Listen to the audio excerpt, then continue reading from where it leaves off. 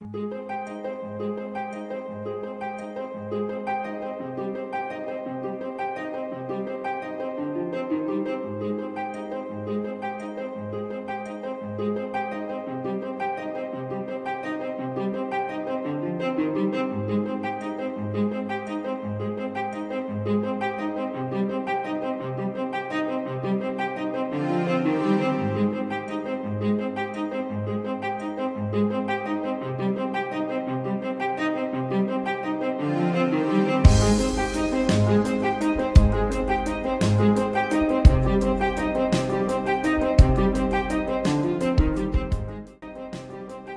future, a vague, scary reality waiting for us, a trap that we are preparing ourselves to fall into.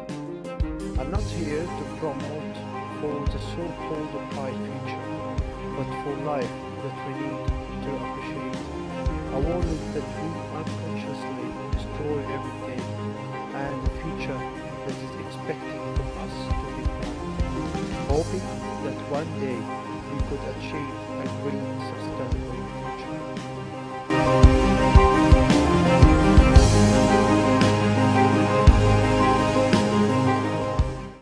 Hello everyone, I am Omar Abdul Latif and I would like to share my experience with all of you. Our behavior is changing the world around us. We had a peaceful planet full of goodness and beauty, but our greed made us suffer more and more. We are facing a lot of problems, a lot of serious problems like climate change and water scarcity and more problems. Well, there are a lot of environmental problems currently in Egypt at this point in time. If we're talking about agriculture, if we're talking about water resources, we talk about waste management, there are enormous amounts of problems in all various sectors. But if we need to focus on one specific sector, let's try and focus on water, for instance. If we look at water issues, currently, Egypt utilizes the water. 95% of its freshwater resources only from the Nile River, which is completely, all of its water comes from basically outside its boundaries. That in of itself makes it a very vulnerable, very dependent on other countries in order to continue on with its lifeline of resources for the country. That being said, we're already currently under the water poverty line. There is enormous amounts of water scarcity in Egypt currently, and with climate change, it's meant to exacerbate that even further. On a much more domestic scale, irrespective of climate change, whether it happens or it doesn't, we have enormous amounts of water management problems domestically. We're looking at demand usage, the way that the consumption patterns are enormously wasted.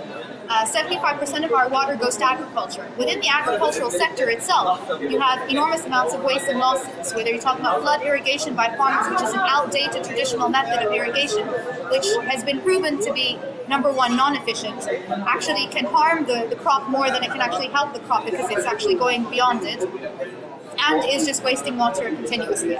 So that's in one sector if you talk about agriculture. In the industrial sector, both energy and water are highly subsidized in Egypt. So you're talking about a lot of these industries which are very energy intensive and very water intensive. If you're talking about the steel industry, the cement industry, a lot of these industries are number one very polluting, very emission polluting to the environment, but they're also water intensive industries that take up a lot of fresh water at very low prices. So they can end up producing products which end up getting exported to premium markets in Europe, which don't end up getting used domestically either. So basically what ends up happening is you end up having problems where you're actually exporting water at no cost. مشكلة في التوجه الاقتصادي أساسا بتاعنا، محتاجين إن إحنا لو عاوزين نحافظ على الموارد بتاعتنا محتاجين إن إحنا نعيد النظر في الأساسيات الريعية للاقتصاد المصري. تمام؟ فدي حاجة من الحاجات. المشكلة اللي عندنا مشكلة كبيرة جدا، إحنا بنعتبر من الدول أكبر الدول اللي عندها مشكلة في هذا الموضوع. ليه؟ لأن إحنا في مرحلة التحول الديموغرافي من مواليد عالية ووفيات عالية لمواليد واطية ووفيات واطية. احنا في المرحلة اللي في النص اللي هي المواليد ما انخفضتش بالقدر اللي الوفيات انخفضت. تمام؟ فبقى عندنا نمو كبير. كل الدول في العالم حصل لها الكلام ده، الدول اللي سبقتنا يعني في التحول الديموغرافي حصل لها الكلام ده. فهي المرحلة دي بتقول ان احنا عندنا ضغط ديموغرافي. الضغط الديموغرافي ده جاي يعني متزامن مع تدهور في الموارد، ميه، طاقة، وأرض زراعية. تمام؟ فاحنا عندنا مسألة يجب أن تحل. These problems lead to develop some policies to control this monstrous attack. So I think at the moment the prospects for huge change on climate policy are not looking very promising. I think the key really is to get people to reduce consumption in affluent countries and to enable people in developing countries to grow in a clean way. Realistically, what that really means is massive investment in clean technology and transferring it to those in developing countries and less affluent countries. That way, arguably, people in affluent countries don't have to reduce their consumption so much, and it also enables those who have much less to sort of pick themselves up and their standard of living, but in a way that doesn't cause dangerous climate change. So technology transfer, I think, is going to be crucial. I think the imperative, given the opportunity that we have now for sustained economic growth, which is a priority for all around the world, we've got to really focus on taking that opportunity, investing in stimulus packages and building infrastructure, but doing that and really focusing on green growth, doing that in the context of decarbonising the economy, making water conservation, energy conservation, all those things. There's a real opportunity to make that the focus of environmental policy. I think this is an opportunity that only some countries have taken till now, South Korea being held up as the poster child that has done this well in terms of green stimulus. But I think that's a real opportunity, because decisions taken now, particularly on infrastructure, will last for 50, 60, 70 years. And so I think there's a small but critical window now to implement those issues. So another suggestion would be to think about how could we increase the way or improve the ways in which people talk to each other about that and understand other people's uses of resources. Does the farmer who's using irrigation water really understand what the effects of his water use are downstream or for other types of user? And can you bring them together somehow to negotiate some kind of collective approach? Because it's through that social understanding and through being aware of others that people can develop this sense of sustainability and better resource management.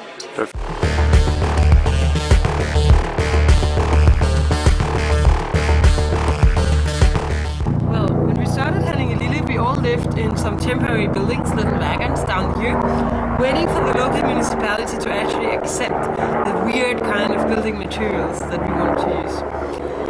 We were allowed in the beginning to stay there for 6 weeks, but we ended up staying there for 2.5 years. Because when you want to build houses of straw, clay, wood, seashells in weird shapes and so on, there is a certain degree of conservatism in the technical department. So it took some time to convince everybody that we were actually having very good intentions to build ecological buildings. So we stayed together down there for 2.5 years, like maybe 14 family on and off, while we were building the common house here as the very first building, so we could meet here and eat and take showers and so on and so forth. So I think it was a great way of community building, actually, to be able to live this close. Then we started up and people built their houses in different speeds. Some people were fast, some people were more late, but we had the common decision that every house should be built within 2 years. Most of the people managed to do so. Unfortunately, we are facing a huge problem in Egypt, especially with burning rice straw. But in Denmark, especially in Freeland Eco-Village, I found the people are using the rice straw to build the houses in the Eco-Village. Yeah, they are 50 centimeters in that direction, and then they are 2.5 meters long. It means you can raise them up. Then you have the height of the wall. But when I produce them, you'll have a table nearly like this, like the wagon. Yeah. Stand like this. Then you'll place this direction. But before you place them, then you will put clay plaster in the bottom. And then you place the base. And then you put some wood on this side and on the bottom. And then again, you can put plaster on the top. Then the whole thing will be vibrated, really stuck together. And it means you do not need very much water into the clay plaster. So you can put on such a big layer in one time.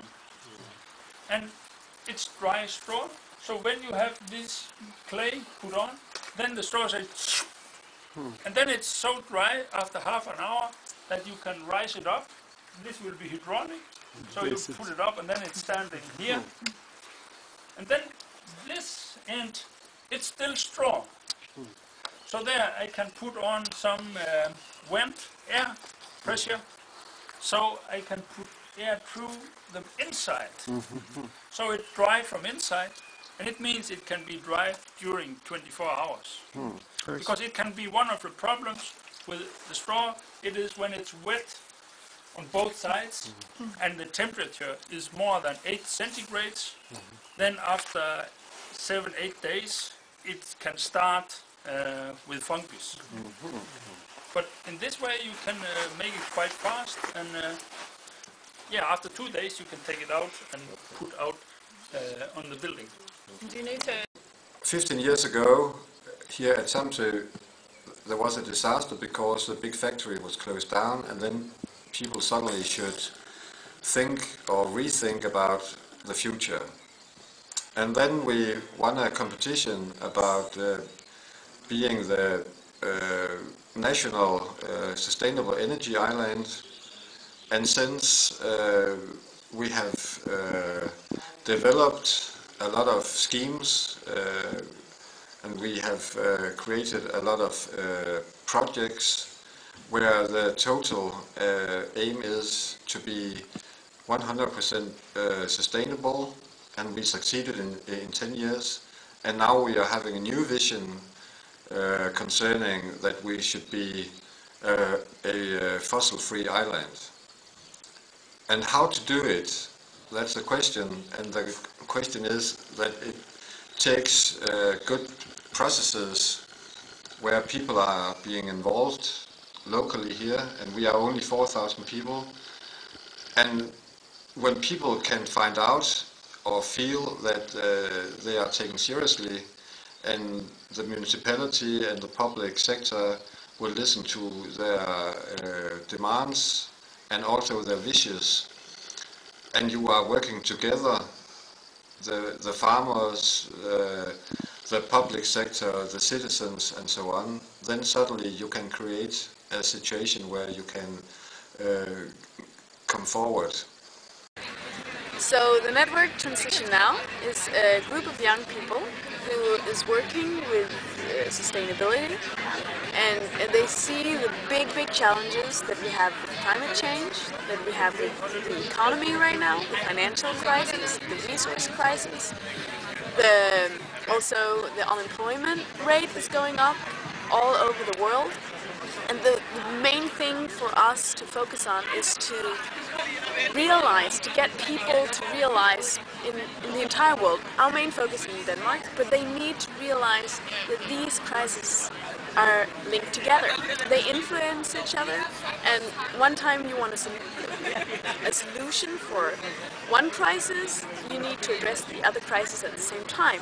If you just focus on one crisis, then you get a short-term solution that will not affect the climate change, for example. If you continuously work on the economic crisis, which I think the Danish politicians are doing right now in our government. So what we want to do is we have made an appeal of Transition Now for a sustainable transition in Denmark. I think in the future maybe we can make it for the European Union as well. We have talked to the European Climate Commissioner, Connie Hedegaard, which is also from Denmark. And I think this was a good dialogue because we can evolve a lot of ideas how to put Transition Now as a European theme, because of course climate change, economic crisis, financial crisis, unemployment is not a problem of Denmark alone, it's a problem for the entire world, it's a global problem. But you need to start somewhere, right? And for us, our main focus was the Danish Prime Minister, actually. So what we did was an appeal, and it was solutions, mainly. following after our deep analysis on the big issues that we're facing today on a global scale. And then we say, like, how can Denmark make solutions that address their issues right now in this time? So what we did, we contacted the president of the parliament. It's not the president of Denmark, it's not the prime minister of Denmark, but he is the one leading the negotiations. And we did that because we thought that it's not just our government who needs to have this appeal, it's the entire area or the entire politicians of the parliament who need to address these problems, who need to take them seriously and not continuously working on short-term solutions. Trying to run this farm on sustainable energy. I got solar panels making electricity enough for my own consumption, and I got solar panels water-based, heated up by the sun and warming up the house, and can almost, in the winter time of course, I have a wooden stove to complete everything. And the tractor is running on rapeseed oil. I grow the rapeseed myself and I press it, and the oil goes for the tractor, and what is left I feed for the cow. Some of the cases are, for example, from a music festival in Denmark, Roskilde Festival, where people, they can recharge their phones just by riding a bike, or you can generate energy from used deep fried fat from French fries and so on. You can generate really much power for phones and for your home and so on. And there the young people, they can watch other young people from some universities trying out these new ways of thinking, new devices. And there they thought that, okay, this is mobile phones they're talking about. It's deep fried fat that we see every day, and it's other young people. So suddenly they got inspired, and then they thought, okay, how can we use, if we use this deep fried fat, how much power can it generate to run our computers, or how much energy can it generate to run our whole home? The next step that when I went to Aarhus, there was a very interesting event called Sustainability Festival, and I found very interesting ideas. One of those ideas called Sustainable Club. Wow, sustainable disco, you know, people dancing, and how the man who created this idea, he's an American entrepreneur, and he tried to think about how he can use the human movement to produce energy. So he created some kind of sustainable floor, and to people dancing, and this floor producing their own energy by themselves, you know, by the movement and all of this stuff, to be energy efficient. On the other side of the world, here in Egypt, it was very interesting to see how people perceive sustainability and how such a concept may risk us from the current crisis.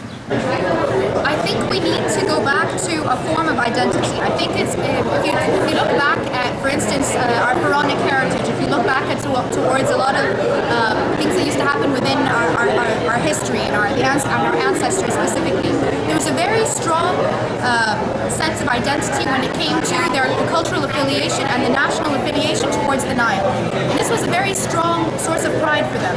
Anyone that would go near towards the water or pollute the water or throw garbage in the water was not only punished, but was completely condemned by society. It was completely taboo to go in it because it was such a sacred thing for them.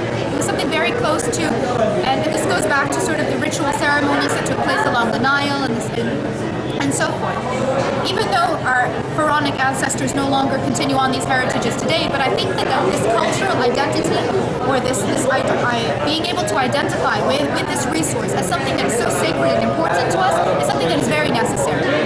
I'm a big proponent of using the carrot method as opposed to the stick, which is basically incentivizing the people as opposed to punishing them. So by punishing them, we would use, for instance, the method of water pricing.